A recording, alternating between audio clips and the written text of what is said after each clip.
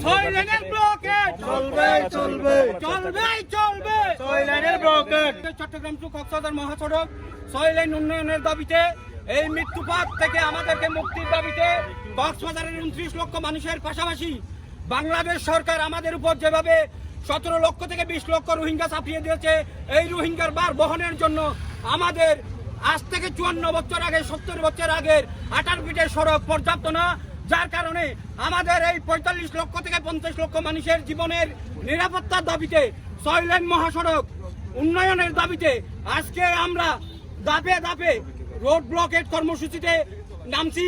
আজকে 30 নভেম্বর আমাদের পূর্ব ঘোষিত রোড ব্লক কর্মসূচি পালন হচ্ছে প্রত্যেকটা উপজেলায়।